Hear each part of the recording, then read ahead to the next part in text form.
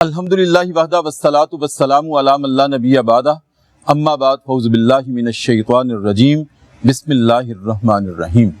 السلام علیکم ناظرین، ARYQ TV لاہور اسٹوڈیو سے پروگرام اتحاد امت لے کر ڈاکٹر محمد طاہر مصطفیٰ آپ کی خدمت میں حاضر۔ ناظرین کرام، آج ہم ایک ایسے دور سے گزر رہے ہیں جہاں علوم کی فراوانی ہے، ٹیکنالوجی کی ترقی ہے، وسائل بے تحاشا ہیں اور قوت اور طاقت کا عالم یہ ہے کہ ہم نے ایٹم کو جمع کر کے ایٹمی طاقت بنا لی ہے لیکن خود جمع نہیں ہوئے۔ ناظرین کرام، دوسرا ہمارے پاس جو قوت اور طاقت کا سرچشمہ ہے وہ کلام اللہ ہے، اور کلام اللہ یعنی قرآن، جس کے لغوی معنی اگر ہم اس کے مصدر کی طرف لوٹیں تو ہمیں یہ ملتے ہیں قرأ، پڑھنا، اور قرآن بہت زیادہ بے تحاشا مبالغے کے ساتھ پڑھی جانے والی کتاب۔ لیکن ناظرین کرام، ابن کثیر اور علامہ راغب اصفہانی جیسے اہل قرآن اور اہل لغت یہ معنی بھی دیتے ہیں قرأ کے ساتھ کہ اس کا مصدر قرانا ہے، اور قرانا کے معنی کیا ہیں؟ جمع کرنا۔ تو ہم دیکھتے ہیں، مشاہدہ کرتے ہیں، تجربہ کرتے ہیں، اپنی آنکھوں سے دیکھتے ہیں اور بصیرت سے یہ جانتے ہیں کہ یہ وہ کتاب ہے جس میں تمام کائنات کی حقیقتوں کو جمع کر دیا گیا ہے۔ اور پھر ناظرین کرام، اس میں 3,23,671 حروف کو جمع کر دیا گیا ہے، پھر 77,439 الفاظ کو جمع کر دیا گیا ہے۔ تب یہ قرآن کریم کلام اللہ کی صورت میں آج ہمارے سامنے ہے۔ یہ وہ تو فیکٹس اینڈ فگرز ہیں، اعداد و شمار ہیں اس کے حروف اور الفاظ کے، لیکن معانیوں و مفاہیم کے اعتبار سے ہم دیکھتے ہیں، جیسے میں نے عرض کیا کہ کائنات کی کوئی حقیقت ایسی نہیں ہے جو اس میں جمع نہیں ہے۔ سابقہ امتوں کے واقعات اس میں جمع کر دیے گئے، پھر تمام علوم اور معارف اس میں جمع کر دیے گئے، تمام مسائل اور ان کا حل اس میں پیش کر دیا گیا۔ لیکن ناظرین کرام، اس کے باوجود، اتنی بڑی قوت اور طاقت رکھنے کے باوجود بھی ہم جمع نہیں ہوئے۔ آخر اس کی وجہ کیا ہے؟ وہ زمانے میں معزز تھے مسلمان ہو کر، اور ہم خار ہوئے تارک قرآن ہو کر، کیا یہ وجہ تو نہیں ہے؟ ناظرین کرام، اس کو آج ہم اپنی اس بزم میں ڈگ آؤٹ کریں گے، اس پہ گفتگو کریں گے اور جاننے کی کوشش کریں گے کہ اتنی بڑی طاقت ہمارے پاس ہے کلام اللہ کی صورت میں، جس میں سب کچھ ہماری رہنمائی کے لیے جمع کر دیا گیا ہے، پھر ہم آخر کیوں جمع نہیں ہو پا رہے؟ ناظرین کرام، اس پہ گفتگو کرنے کے لیے آج جو مہمان ہیں پروگرام اتحاد امت میں، میری دائیں جانب سب سے پہلے تشریف رکھتے ہیں ناظرین کرام جناب علامہ ڈاکٹر میر محمد آصف اکبر قادری۔ ماشاءاللہ آپ نظام المدارس پاکستان کے ناظم اعلیٰ ہیں، عالم دین ہیں، بہت اچھی، بہت خوبصورت نقطہ رس گفتگو کرتے ہیں، آج پروگرام کی زینت ہیں۔ السلام علیکم ورحمۃ اللہ ڈاکٹر صاحب۔ وعلیکم السلام ورحمۃ اللہ۔ کیسے مزاج ہیں؟ بہت شکریہ۔ ٹھیک ہیں؟ اور ناظرین کرام، میری بائیں جانب تشریف رکھتے ہیں، آپ QTV پہ ان کو اکثر دیکھتے ہیں، سنتے ہیں، خوش ہوتے ہیں، بہت ہی خوبصورت گفتگو کرتے ہیں، جناب مفتی غلام یاسین نظامی۔ آپ ماشاءاللہ مفتی بھی ہیں، تجزیہ نگار بھی ہیں، عالم دین بھی ہیں، اور بہت ہی زیادہ خوبصورت گفتگو کرتے ہیں۔ السلام علیکم۔ وعلیکم السلام ورحمۃ اللہ۔ کیسے مزاج ہیں؟ حضور کی نوازش۔ ناظرین کرام، ان کے ساتھ تشریف رکھتے ہیں جناب مفتی فداء الرحمان حیدری۔ ماشاءاللہ آپ بھی عالم دین بھی ہیں، اسکالر بھی ہیں، اور بہت ہی خوبصورت گفتگو کرتے ہیں، خطیب بھی ہیں، ادیب بھی ہیں، ہمارے پروگرام کی زینت ہیں۔ السلام علیکم۔ وعلیکم السلام ورحمۃ اللہ وبرکاتہ۔ کیسے مزاج ہے ڈاکٹر صاحب؟ الحمدللہ، ٹھیک ہے، ذرا نوازی کا بہت بہت شکریہ۔ ڈاکٹر صاحب، آپ کی طرف حاضر ہوں۔ جیسے میں نے عرض کیا کہ قرآن ہمارے پاس ایک بہت بڑی طاقت ہے، بہت بڑی قوت ہے۔ اس میں حروف کو جمع کیا گیا، اس میں الفاظ کو جمع کیا گیا، اس میں کائنات کی حقیقتوں کو جمع کیا گیا، اس میں خلاؤں کی حقیقتوں کو جمع کیا گیا، زمین کی گہرائیوں کو جمع کیا گیا۔ اس کے باوجود کہ ہمارے پاس ہے، ہمارے ہاتھ میں یہ قوت اور طاقت ہے، لیکن ہم عملی طور پر، نظریاتی طور پر، فکری طور پر جمع نہیں ہو پا رہے، جمع نہیں ہو سکے۔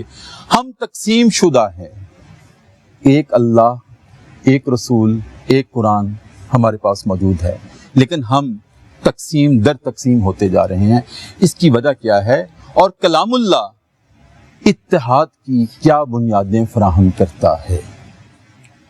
بسم اللہ الرحمن الرحیم۔ سب سے پہلے ڈاکٹر صاحب آپ کا ARYQTV کا شکریہ۔ آج اس وقت دنیا کے جو معروضی حالات ہیں، اس موقع کی مناسبت سے اتحاد امت کا یہ پروگرام اور یہ عنوان جی بڑی اہمیت کا حامل ہے۔ اس پہ میں آپ کو ARY اور QTV کی پوری ٹیم کو مبارکباد پیش کروں گا، اور اس وقت ہماری قوم کو اسی طرح کے پیغامات کی اور اسی طرح کی گفتگو اور مکالمہ کی ضرورت ہے۔ جی آپ نے بڑے خوبصورت عنوان کا انتخاب کیا، اور قرآن مجید میں بیش بہا مقامات کے اوپر اتحاد اور وحدت کے احکامات اللہ رب العزت نے نازل فرمائے، جیسے وَاعْتَصِمُوا بِحَبْلِ اللَّهِ جَمِيعًا وَلَا تَفَرَّقُوا۔ بڑی مشہور فلسفہ اعتصام کی آیہ مبارکہ، جس میں اللہ رب العزت ارشاد فرما رہا ہے اللہ کی رسی کو مضبوطی سے تھامے رکھو اور آپس میں تفرقہ نہ پیدا کرو۔ لا تفرقوا، واضح طور پہ اللہ رب العزت نے ہمیں حکم فرما دیا، اور اقیم الدین ولا تتفرقوا فی، دین قائم کرو لیکن اس میں تفرقہ پیدا نہ کرو۔ جی بالکل۔ اور پھر حضور تاجدار کائنات صلی اللہ علیہ وسلم کی تعلیمات کو جب ہم دیکھتے ہیں تو آپ صلی اللہ علیہ وسلم نے فرمایا ید اللہ علی الجماع ومن شذ شذ فی النار، کہ اجتماعیت کو اللہ کی تائید حاصل ہوتی ہے، جی جو اجتماعیت سے جدا ہوتا ہے اس کا ٹھکانہ جہنم ہے۔ جی اور اسی طرح سورہ انعام کے اندر بھی اللہ رب العزت نے ارشاد فرمایا کہ یہ فرقہ واریت عذاب الہی ہے، اسے اللہ رب العزت نے ناپسندیدہ ترین چیز قرار دیا۔ صحیح۔ لیکن اس کے باوجود جب ہم دیکھتے ہیں کہ قرآن مجید کی واضح تعلیمات ہیں اتحاد کے لیے، اور تفرقے سے منع کیا گیا، اور دوسری طرف جب ہم یہ دیکھتے ہیں کہ تمام لوگوں کا کسی ایک بات پہ متفق ہونا بھی ممکن نہیں ہے، ٹھیک ہے، ظاہر ہے ہر ایک کا اپنا نقطہ نظر ہوگا، ہر ایک دوسرے سے اختلاف رکھتا ہوگا، اور پھر اسی طرح جب ہم اللہ رب العزت کی تخلیق کو دیکھتے ہیں تو اس رب نے جو کائنات کے اندر مختلف چیزیں تخلیق کی ہیں، ان میں مختلف شکلیں اس نے پیدا کی، یہ بھی اس کی کائنات کا حسن ہے۔ مختلف پھولوں کی جو سمیل ہے، خوشبو ہے، وہ بھی ایک حسن ہے کائنات کا۔ پھلوں کے ذائقے جو مختلف ہیں، یہ بھی کائنات کا حسن ہے۔ تو یہ ایک فطری عمل ہے، مختلف چیزوں کے اندر اختلاف ہونا یہ ایک فطری عمل ہے۔ صحیح۔ یہ فطرتاً اختلاف کوئی بری چیز نہیں ہے، لیکن جب اس کے اندر نفرت اور تقسیم اور کدورت داخل ہو جاتی ہے تو پھر یہ انتشار بن جاتا ہے، صحیح۔ اور وہ انتشار قوموں کو تباہ کرتا ہے، برباد کرتا ہے۔ قرآن مجید کے اندر جیسے آپ نے بتایا کہ ہمارے لیے قرآن مجید بنیاد ہے ہر چیز کے لیے، جی جی، اور قرآن سے بڑھ کے کوئی دوسری چیز نہیں ہے۔ حدیث مبارکہ کا باقی سارے اقوال کا درجہ بعد میں آتا ہے، اور قرآن مجید تو واضح طور پہ یہ احکامات قطعیت کے ساتھ بیان کر رہا ہے، جس میں کسی قسم کا ابہام باقی نہیں ہے، کوئی تذبذب نہیں ہے۔ صحیح۔ پھر اس کے باوجود جب ایک واضح عقیدہ قرآن مجید اتحاد و اتفاق کا بیان کر رہا ہے، جو ظن پہ مبنی نہیں ہے، قطعیت پہ مبنی ہے، تو پھر اس کے بعد یہ جو تفرقے ہیں یہ کیوں ہیں؟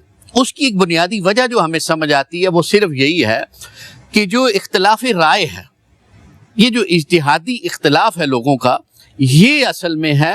اور جہاں کچھ لوگوں نے غلط فہمی کی بنیاد پہ، مثلا ہمارے اسلاف نے اگر کوئی اختلاف بیان کیا یا پڑھایا، جی، لیکن اس کا سبب بھی بیان کیا، اور اس کا جو لیمیٹیشنز تھیں اس کو بھی بیان کیا، حدود و قیود کو بھی بیان کیا، ساری چیزوں کو انہوں نے بیان کیا۔ اب جب یہ جو زمانہ جس میں ہم اور آپ زندگی گزار رہے ہیں، اس زمانے میں اسی اختلاف کی حدود و قیود کو بیان نہیں کیا جاتا، اس کے سبب کو بیان نہیں کیا جاتا۔ یہ بہت بڑی بات ہے۔ ہم نے ان کے طریقہ کار کو بلا دیا ہے، ہم ان کے طرز اختلاف کو بلا چکے ہیں، جس کی وجہ سے یہ اختلاف ہمارے ہاں باعث نزاع بن چکا ہے۔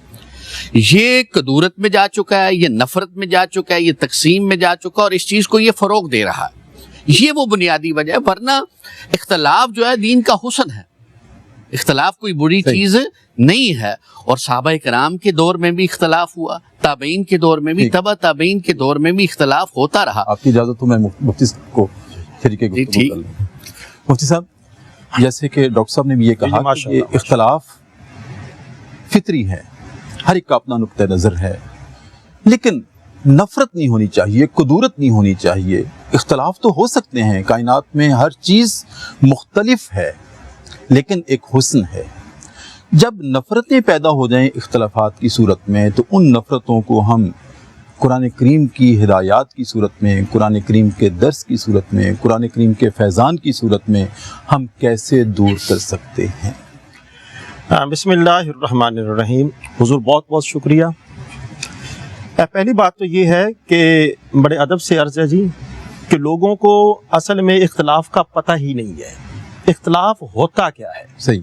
ہماری سوسائٹی میں المیہ یہ ہے کہ ہم نے اختلاف کو مخالفت کا نام دے دیا ہے، اور ہم لوگوں کی ذاتیات تک آ جاتے ہیں، جبکہ اختلاف کا تعلق صرف رائے کے ساتھ ہے۔ صحیح۔ رائے کا مختلف ہونا یہ اختلاف ہے، لیکن جس طرح کہ ڈاکٹر صاحب نے بیان فرمایا، اس سے بڑا درجہ کیا ہے کہ ہم لوگ جو ہے وہ مخالفت پر آ جاتے ہیں، نفرت، کدورت، بغض، ان چیزوں کو لے کر آ جاتے ہیں۔ ارے بھائی، یہ تو ایک رائے کا مختلف ہونا ہے، اور رائے کا مختلف ہونا جو ہے یہ کوئی عیب والی بات نہیں ہے۔ حضور سرور دو عالم صلی اللہ علیہ وآلہ وسلم کے زمانہ اقدس میں اختلاف ہوتا رہا۔ اب دیکھیں، اعضائے وضو کو کتنی بار دھونا ہے، اس میں اختلاف ہے۔ اذان کے کلمات جو ہیں وہ کیا ہونے چاہیے، اس میں بھی اختلاف ہے۔ اور بہت سارے دین کے ایسے مسائل ہیں کہ جن کے اندر اختلاف پایا جاتا ہے، اور یہ بالکل بجا ہے، میں اس بات کی تائید کروں گا، یہ فطری عمل ہے۔ لوگوں کا مختلف ہونا، ان کی سوچ کا مختلف ہونا، یہ تو اللہ کی وحدانیت کا اظہار ہے۔ اور اللہ پاک نے قرآن عزیز میں بھی اس بات کو بیان فرمایا، عسیٰ ان تکرہوا شیئا وہو شر لکم وہو خیر لکم وعسیٰ ان تحبوا شیئا وہو شر لکم واللہ یعلم وانتم لا تعلمون۔ تو عرض یہ ہے، ہو سکتا ہے کہ ہم جس چیز کو سمجھتے ہیں کہ یہ چیز ہمارے نزدیک ناپسندیدہ ہے، جی، اس چیز کی حقیقت تو اللہ کی ذات جاننے والی ہے۔ ہو سکتا ہے کہ وہ چیز آپ کے نزدیک ناپسندیدہ لیکن اللہ کے نزدیک نہ ہو، اور جسے آپ سمجھتے ہیں کہ یہ ہمارے نزدیک جو بری ہے، آپ کے نزدیک بری ہو سکتی ہے لیکن اللہ کے نزدیک بری نہ ہو۔ تو اس لیے بڑے ادب سے عرض ہے کہ سب سے پہلے اس بات کا تعین کرنا ضروری ہے کہ رائے کا اختلاف کرنے سے احترام میں کوئی کمی نہیں آنی چاہیے۔ صحیح۔ اور رائے کے اختلاف میں نرمی کا عنصر جو ہے وہ پایا جانا چاہیے۔ صحابہ کرام میں اختلاف ہے، اور ائمہ اعظام کے اندر اختلاف ہے، تو کیا اختلافات کی وجہ سے وہ ایک دوسرے کے اوپر سب و شتم کیا کرتے تھے جس طرح کہ ہماری سوسائٹی کے اندر ہوتا ہے؟ بالکل نہیں۔ تو یہ اصلاح معاشرہ کا ایک بڑا اہم پہلو ہے۔ میں تو یہ سمجھتا ہوں کہ جس کو اجاگر کرنے کی سب سے زیادہ ضرورت ہے۔ دین کی جو تعلیمات ہیں ڈاکٹر صاحب، دین کی تعلیمات میں سب سے زیادہ توجہ جو ہے وہ اس مسئلے کے اوپر دی گئی ہے کہ آپ اختلاف میں نہ پڑیں، آپ اتحاد اور اتفاق قائم کریں۔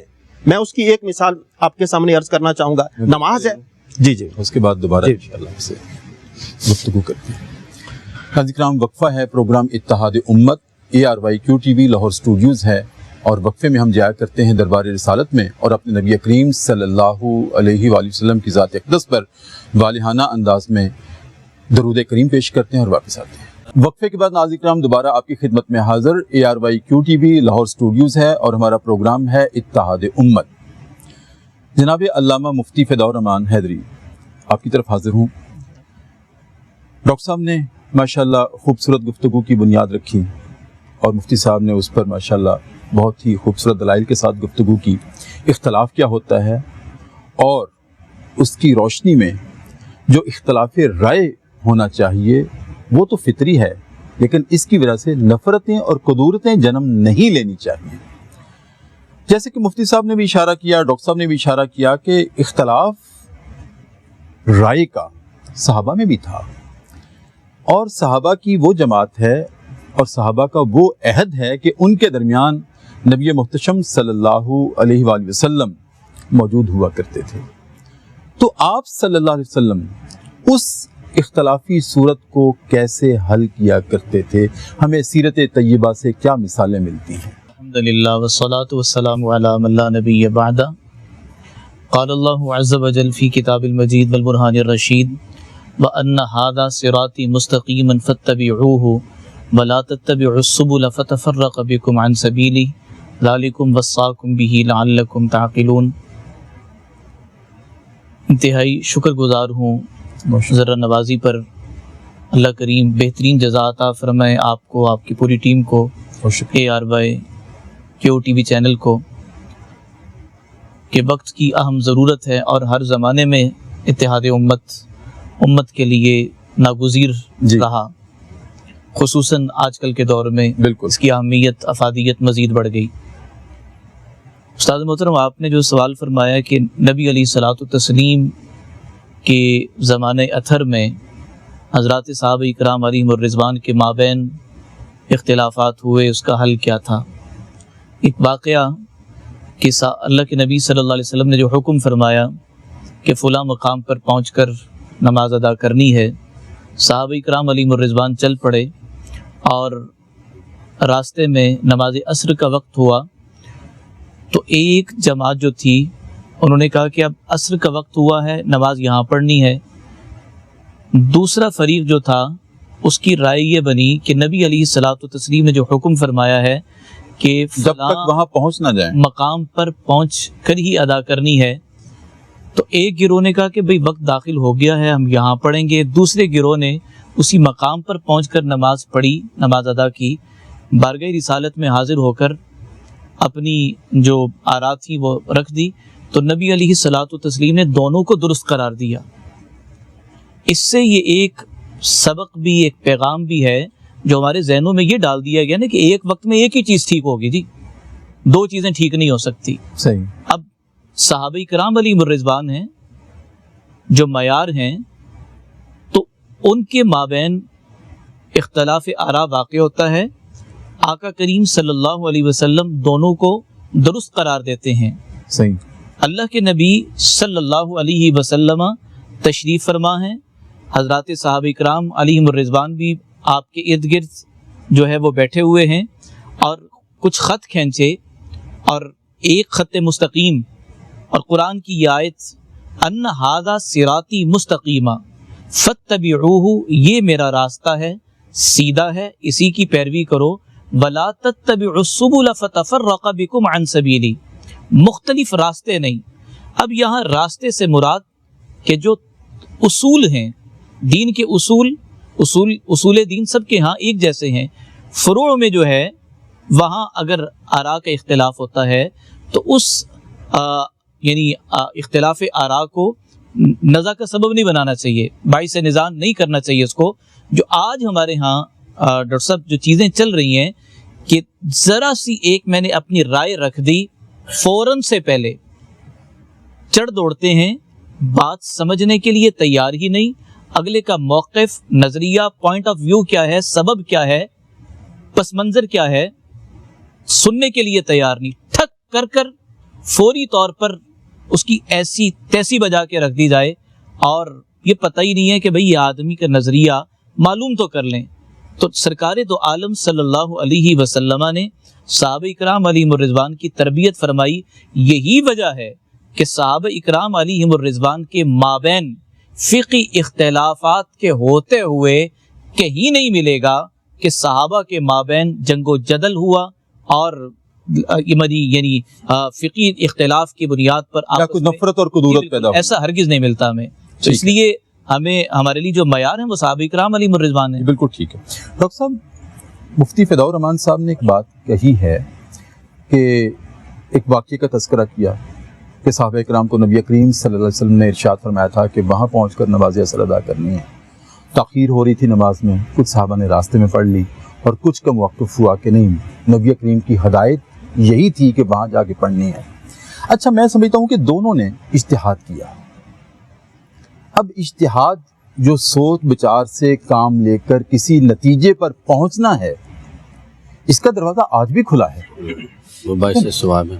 تو کیا آج یہ جو اجتہاد کا دروازہ کھلا ہے نبی کریم صلی اللہ علیہ وسلم نے اور ہمارے دین نے کھلا رکھا ہے، اس سے اختلافات پیدا ہوتے ہیں یا اس اجتہاد سے ہمارے دین میں ایک وسعت پیدا ہوتی ہے اور یہی اجتہاد وسعت اور فکری بالیدگی میں اضافہ کرتا ہے؟ کیا ارشاد فرماتے ہیں؟ ماشاءاللہ بڑا خوبصورت آپ کا سوال ہے۔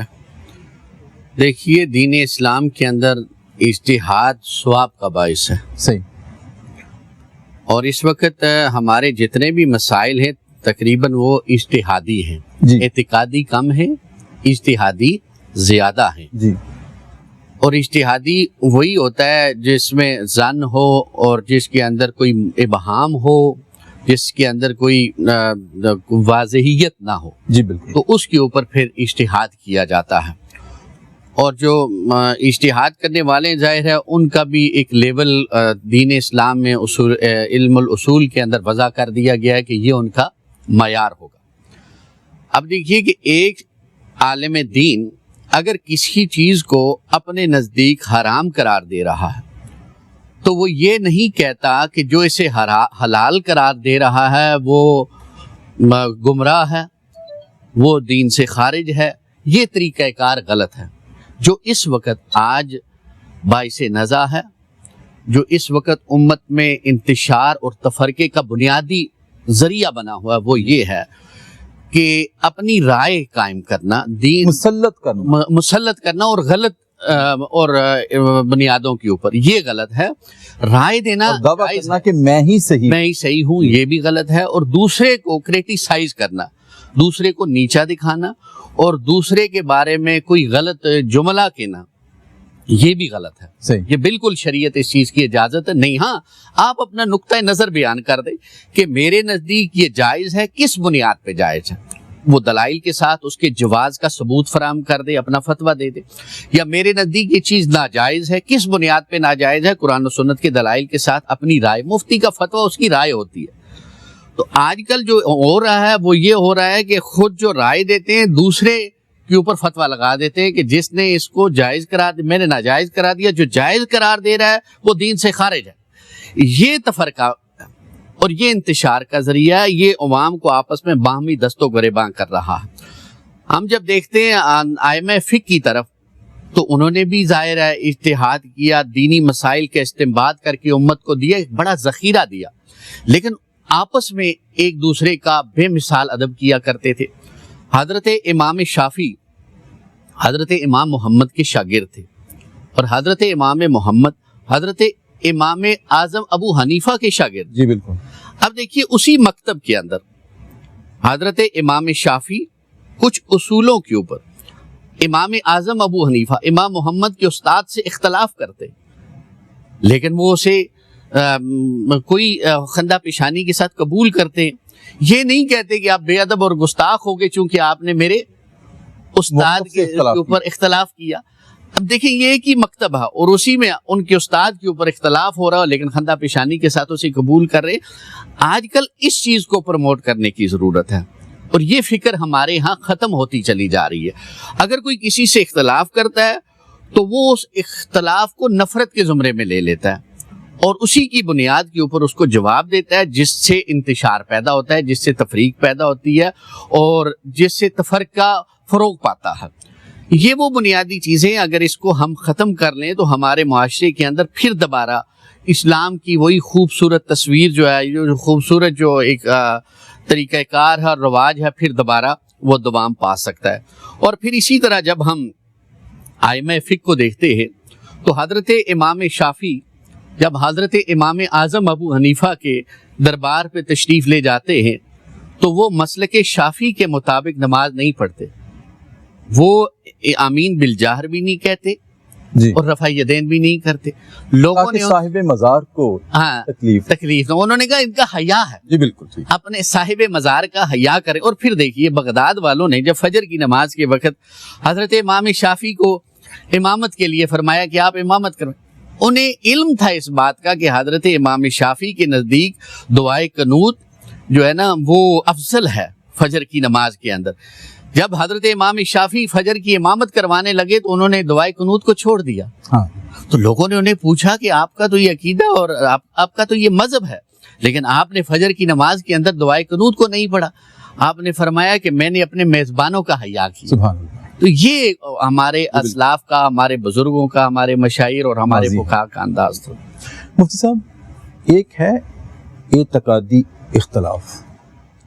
دیکھیں، جب ہم اعتقادی اختلاف کی بات کرتے ہیں نا، کوئی ہم سے عقیدے کا اختلاف رکھتا ہے، نظریے کا اختلاف رکھتا ہے، فکر کا اختلاف رکھتا ہے، جو ہماری بنیادیں ہیں، تو وہ پھر امت سے نکل جاتا ہے. ایسے ہی ہے نا، جی. امت سے نکل جاتا ہے. ہم بات کر رہے ہیں اتحاد امت کی، وہ امت جو نبی محتشم ختم المرسلین صلی اللہ علیہ وسلم کی پیروکار ہے، آپ پر ایمان رکھتی ہے اور آپ کا دین اس کو فالو کرتی ہے.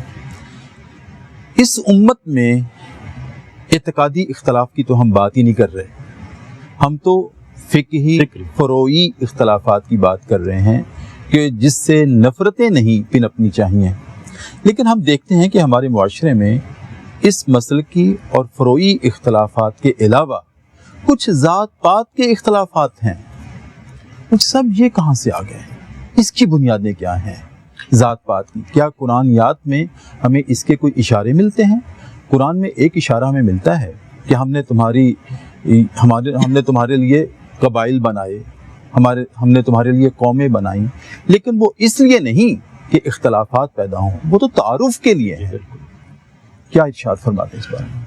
میرا ڈاکٹر صاحب، پہلی بات تو یہ عرض ہے کہ نبی معظم شفیع مکرم کا فرمانا اختلاف امتی رحمتن، میری امت کا اختلاف یہ رحمت ہے، ہم نے اس رحمت کو زحمت بنا دیا ہے. ٹھیک ہے. دوسری بات یہ ہے کہ دین کی جتنی بھی تعلیمات ہیں وہ تمام کی تمام تعلیمات ہمیں اتحاد اور اتفاق کا واضح درس دیتی ہیں. ٹھیک. ایک مثال لے لیجیے، نماز کو لے لیجیے. ایک نماز آپ انفرادی طور پر پڑھیں گے تو ایک نماز کا ثواب ملے گا، اور اگر آپ وہی نماز با جماعت ادا کریں گے تو آپ کو 27 نمازوں کا ثواب ملے گا. تو یہ تو سمجھنے والی بات ہے کہ ہم لوگ اپنا کتنا بڑا نقصان کر رہے ہیں. دین کی جتنی بھی تعلیمات ہیں، نماز، روزہ، حج، زکوٰۃ، وہ تمام کی تمام تعلیمات ہمیں اتحاد اور اتفاق کا واضح درس دیتی ہیں. بالکل ٹھیک ہے. اور دین کی جو بنیادی اساس ہے ان میں سے ایک یہ بھی ہے کہ مسلمان جو ہے وہ ہمیشہ خیر خواہ ہوتا ہے، مومن جو ہے وہ خیر خواہ ہوتا ہے. جی. اب خیر خواہی کا تعلق کس کے ساتھ ہے؟ اچھا سوچنے والا، اچھا بولنے والا اور اچھا کرنے والا. تین چیزیں. لے لوں، دوبارہ آپ سے ہی ہم کلام ہوتے ہیں. ناظرین کرام، وقفہ ہے. پروگرام اتحاد امت ARYQTV لاہور اسٹوڈیوز ہے، اور وقفے میں ایک مرتبہ پھر چلتے ہیں دربار رسالت میں اور اپنے نبی کریم صلی اللہ علیہ وسلم کی ذات اقدس پر والہانہ انداز میں درود کریم کا نذرانہ پیش کر کے واپس آتے ہیں. وقفے کے بعد ناظرین کرام دوبارہ آپ کی خدمت میں حاضر ہیں. ARYQTV لاہور اسٹوڈیوز ہے اور ہمارا پروگرام ہے اتحاد امت. اور گفتگو فرما رہے تھے وقفے سے پہلے جناب مفتی غلام یاسین نظامی. جی مفتی صاحب. جی حضور، میں یہ عرض کر رہا تھا کہ ہمارا دین ہمیں اس بات کی تعلیم دیتا ہے کہ ایمان والا خیر خواہ ہوتا ہے. صحیح. اب خیر خواہی کیا ہے؟ اچھا سوچنا، اچھا بولنا اور کسی کے بارے میں اچھا کرنا. ہم اچھا نہیں کر سکتے، اچھا نہیں بول سکتے، کوئی اچھا سوچ تو سکتے ہیں. صحیح. اور اچھے سوچنے کو حدیث پاک میں دوسرے مقام پر عبادت کا درجہ دیا گیا ہے. حقیقت یہ ہے، بڑے ادب سے عرض ہے جی، ہم لوگ دین کی تعلیمات سے ناواقفیت رکھتے ہیں، ہمیں دین کا پتہ ہی نہیں ہے. دین سارے کا سارا جو ہے یہ لوگوں کے گرد گھومتا ہے. اگر لوگ آپ کی ذات سے لوگوں کو تکلیف پہنچ رہی ہے، آپ کی رائے سے تکلیف پہنچ رہی ہے، جس طرح کہ قبلہ ڈاکٹر صاحب نے بیان فرمایا کہ آپ کی رائے جو ہے یہ شدت پر مبنی ہے، جس سے لوگوں کی دل آزاری ہوتی ہے. اور آپ نے بڑی خوبصورت بات کی تھی، اپنی رائے کو دوسروں پر مسلط کرنا. ارے یہی تو سب سے بڑا المیہ ہے. دین جو ہے یہ وسعت ظرفی کا نام ہے، دین لوگوں کی رائے کو قبول کرنے کا نام ہے. کتنے لوگ ہیں، مشرق مغرب شمال و جنوب، رنگ مختلف ہیں. آپ نے بیان فرمایا قوم قبیلے ذات پات مختلف ہیں، اور خطبہ حجۃ الوداع کے موقع پر حضور نے فرمایا کسی کو کسی پر کوئی فضیلت نہیں، فضیلت ہے تو اس اعتبار سے کہ کون اللہ کے نزدیک زیادہ پرہیزگار ہے، اور پرہیزگاری کا تعلق کس کے ساتھ ہے؟ دل کے ساتھ ہے۔ ارے بھئی آپ نے کسی کے دل میں جان کر دیکھا ہے، اس نے کس جذبے کے ساتھ یہ والی بات کی ہے؟ عبادات کی قبولیت کا دار و مدار تو خلوص پر ہے، اور خلوص سے واقفیت رکھنے والی ذات تو اللہ کی ذات ہے۔ جی بالکل۔ آپ اللہ کی ذات کے معاملات اپنے سپرد لیتے ہیں تو یہ ناشکری ہے۔ تو مطلب یہ ہے کہ لوگوں کے درمیان اختلاف قائم کرنا اور لوگوں کی آراء کو برداشت نہ کرنا یہ ناشکری میں آتا ہے، اور اللہ پاک کو ناشکرے لوگ پسند نہیں ہے۔ اور عبادات کے اندر اور معاملات کے اندر دیکھا جائے تمام کی تمام عبادات اور معاملات کی قبولیت کا دار و مدار لوگوں کے ساتھ اچھا سلوک کرنے پر رکھا گیا ہے، اور جو لوگوں کے ساتھ اچھا سلوک کرے گا اللہ پاک فرماتا ہے، وہ بڑی معروف حکایت ہے، بنی اسرائیل کی ایک خاتون اپنی زبان سے لوگوں کو اذیت پہنچاتی تھی، بڑی عبادت گزار ریاضت گزار، جناب زکوٰۃ و صدقات کا اہتمام کرنے والی ہے، نبی معظم نے فرمایا جہنمی ہے۔ کیوں؟ اپنی زبان۔ تو ہم کیوں نہیں سوچتے کہ ہماری وجہ سے آیا کہ کتنے لوگ ایسے ہیں کہ جن کی دل آزاری ہو رہی ہے؟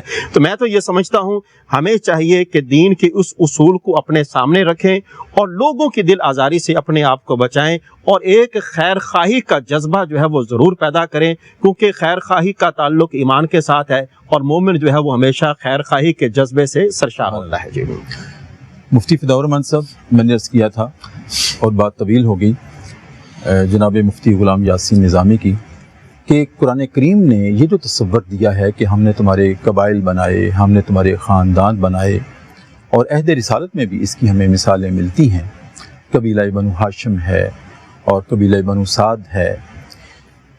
اس کی بنیاد جو ہے یہ قبائل اور خاندان کی، کیا یہ ذات پات کی تقسیم جو آج ہم کرتے ہیں، وہاں سے تو ہمیں قرآن کریم سے ایسا کوئی اشارہ نہیں ملتا کہ اس بنیاد پر قوموں کو تقسیم کر دیا جائے، خاندانوں کی بنیاد پر۔ تو وہ جو خاندان بنائے گئے جس کا اشارہ قرآن کریم دیتا ہے، اس کی کیا حیثیت ہے؟ اور آج جو ذات پات کا نظام ہماری سوسائٹی میں، معاشرے میں رائج ہے، اور جس کی وجہ سے بھی ہم ایک دوسرے سے کوئی بالا سمجھتا ہے، کوئی دوسرے کو کمتر سمجھتا ہے، اس کی کیا حیثیت ہے ہماری شریعت میں؟ بہت شکریہ۔ یا ایھا الناس انا خلقناکم من ذکر و انثی وجعلناکم شعوبا وقبائل لتعارفوا۔ اللہ کریم نے قبائل کی تقسیم کی وجہ بھی خود بیان فرما دی کہ تعارف کے لیے ہے، پہچان کے لیے ہے، اور پھر جو سوالات پیدا ہو سکتے ہیں یا ہوں گے کہ قرآن نے تو خود قبائل کی تقسیم بیان کر دی، لیکن ساتھ ہی اللہ جل وعلا نے اپنے نزدیک مکرم اور محتشم جو بندے ہوں گے وہ بھی بیان فرما دیے کہ وہ کون سے اعمال کریں گے۔ ان اکرمکم عند اللہ اتقاکم۔ بالکل۔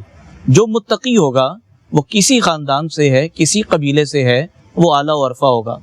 تو آج معاشرے میں جو ذات پات کی بنیادوں پر، کیونکہ فرقہ واریت جو ہمارے ذہنوں میں انڈیل دیا گیا نا کہ صرف مسلکی مذہبی بنیادوں پر، فقی بنیادوں پر، وہاں لسانی بنیادوں پر، قومی بنیادوں پر بھی نظر آ رہا ہوتا ہے، اور گروہ در گروہ بن رہے ہوتے ہیں سوسائٹیز کے اندر اپنے خاندان کو پروموٹ کرنے کے لیے، اور اس طرح کی بہت ساری آراء اور فکریں نظر آ رہی ہوتی ہیں۔ تو آپ کے توسط سے یہ عرض کرنا چاہوں گا کہ ایسی کسی فکر کی گنجائش نہیں، قرآن اس کی حوصلہ افزائی نہیں کرتا اس فکر کی کہ جس فکر کے اندر کوئی ایسی ذات پات کی تقسیم نظر آ رہی ہو اور اعلیٰ ادنا کا معیار قائم کیا جا رہا ہو۔ قرآن کہہ رہا ہے ان اکرمکم عند اللہ اتقاکم، متقی جو ہوگا وہی رب العالمین کے ہاں مکرم ہوگا، جس کے ہاں تقوی اور خشیت ہوگی۔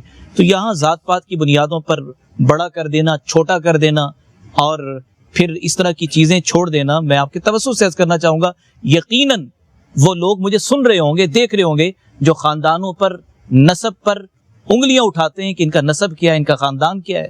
بس اللہ نے جب یہ کہہ دیا ان اکرمکم عند اللہ اتقاکم، متقی بن جائیں، رب کی بارگاہ میں مکرم اور محتشم ہوں گے۔ اور یہ ذات پات کے جھگڑے، انہیں بالکل آدمی کو بالائے طاق رکھنا ہوگا، تبھی ہم سوسائٹی میں کچھ کر سکتے ہیں۔ انہی چیزوں میں پڑے رہیں گے تو آگے کیسے چل سکتے ہیں؟ کرنے کے کام تو اور بہت سارے ہیں، اور اللہ کا قرآن یہی کہتا ہے کہ متقی بن جاؤ، مکرم بنتے جاؤ گے، محتشم بنتے جاؤ گے۔ ڈاکٹر صاحب آخری سوال ہے، وقت ہمارے کم ہو رہا ہے، اور دوبارہ ڈاکٹر صاحب ایک سوال ہے جو بہت اہم ہے اور وقت ہمارے پروگرام کا ختم ہو رہا ہے، لیکن میں چاہتا ہوں کہ اس کا جواب آپ سے لوں۔ ایک ہے بین المذاہب مکالمہ اور ایک ہے بین المسالک مکالمہ، دونوں کی حدود و قیود کیا ہیں؟ کس حد تک مذہب کے درمیان مکالمہ ہو سکتا ہے اور مسلک کے درمیان؟ بین المذاہب جو مکالمہ ہے اس کی بنیاد حضور تاجدار کائنات صلی اللہ علیہ وسلم نے میثاق مدینہ سے رکھی۔ ٹھیک ہے، جب آپ نے یہود کے ساتھ ایک میثاق کیا جسے میثاق مدینہ کہتے ہیں، تو دوسرے مذاہب کے ساتھ آپ کس حد تک اپنے اصول کے اوپر، اپنے دین کے اوپر قائم رہتے ہوئے ان سے رواداری کا، محبت کا سلوک کر رواداری سکتے ہیں۔ ایک ملک کے اندر صحیح۔ جیسے اقلیتوں کے کچھ حقوق ہیں، ان کے معاملات ہیں، اور اسی طرح ان عبادت کس حد تک وہ کر سکتے ہیں۔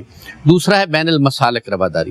دیکھیے مسالک سارے یہ بنیادی طور پہ مکاتب ہیں، ہر ایک کا اپنا ایک نقطہ نظر ہے، وہ یہی دیکھیں اختلاف ہونا چاہیے، صحیح۔ فقہی اختلاف بھی بنیادی طور پہ فقہی جو لوگوں کی آسانیوں کے لیے، بالکل ٹھیک، لوگوں کے لیے دشواری اور مشکلات کے لیے نہیں ہے، یہ ہمارے پیش نظر ہونا چاہیے۔ ٹھیک ہے۔ کچھ سب پیغام کیا دیتے ہیں آخری 1 منٹ میں؟ جی میں تو اس حوالے سے یہی عرض کرنا چاہوں گا، نبی معظم شفیع مکرم صلی اللہ علیہ وآلہ وسلم کی بارگاہ میں ایک شخص حاضر ہوا اور عرض کرنے لگا، یا رسول اللہ مجھے کوئی نصیحت فرمائیے۔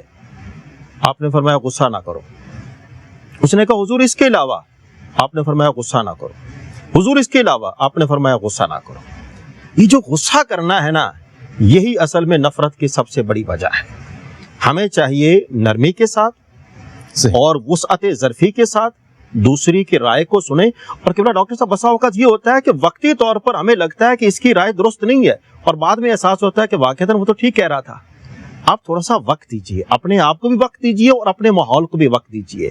حالات جو ہیں یہ رواداری کی وجہ سے، نرمی کی وجہ سے اللہ پاک بہتری کی طرف فرما دے گا۔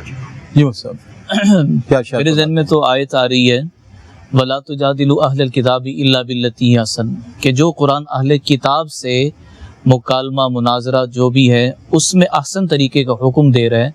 تو بین المسالک یعنی مسلمانوں کے مابین فقہی اختلاف میں ہم کیسے جو ہے نا وہ شدت پسندی کی طرف آ جائیں اور رواداری کو چھوڑ دیں، حسن خلق کو چھوڑ دیں، اچھے انداز کو چھوڑ دیں۔ جب اہل کتاب کے لیے حکم یہ ہے تو مسلمانوں کے لیے تو بدرجہ اولیٰ یہ ہے کہ وہ آپس میں اختلافات کے معاملے کو جب حل کرنے پہ آئیں تو اس میں انداز اچھا ہونا چاہیے، سلجھا ہوا ہونا چاہیے، علمی ہونا چاہیے۔ بہت شکریہ، بہت شکریہ ڈاکٹر صاحب، آپ کی آمد کا بہت شکریہ، مفتی صاحب آپ کی آمد کا بہت شکریہ، مفتی صاحب آپ کی آمد کا بہت شکریہ۔ ناظرین کرام، بات ہو رہی تھی آخر میں جو میں نے ڈاکٹر صاحب سے سوال کیا تھا کہ ایک ہے بین المذاہب مکالمہ اور ایک ہے بین المسالک۔ فرق کیا ہے دونوں میں؟ فرق یہی ہے کہ بین المذاہب مکالمے کا بنیادی مقصد یہ ہے دعوت، کہ جو دوسرے مذاہب ہیں جو اسلام سے ہٹے ہوئے ہیں یا اسلام کے قریب آ کر انہوں نے دیکھا ہی نہیں کہ اس میں کتنی محبت اور کتنی قوت اور طاقت ہے، ان کو اسلام کے دائرے میں داخل کرنا یہ بین المذاہب مکالمے کا بنیادی مقصد ہے۔ اور بین المسالک مکالمے کا بنیادی مقصد کیا ہے؟ آپس میں محبت کو، اخوت کو فروغ دینا، شفقت کو فروغ دینا اور ایک دوسرے کے احترام اور تکریم کو فروغ دینا۔ بے شک اختلاف رائے ہے، لیکن احترام اور تکریم کہیں بھی کسی بھی لمحے پامال نہیں ہونی چاہیے۔ ناظرین کرام، اسی کے ساتھ ہمارا آج کا پروگرام اپنے اختتام کو پہنچتا ہے۔ اپنے میزبان ڈاکٹر محمد طاہر مصطفیٰ کو اجازت دیجیے، اپنا بہت خیال رکھیے، اللہ حافظ۔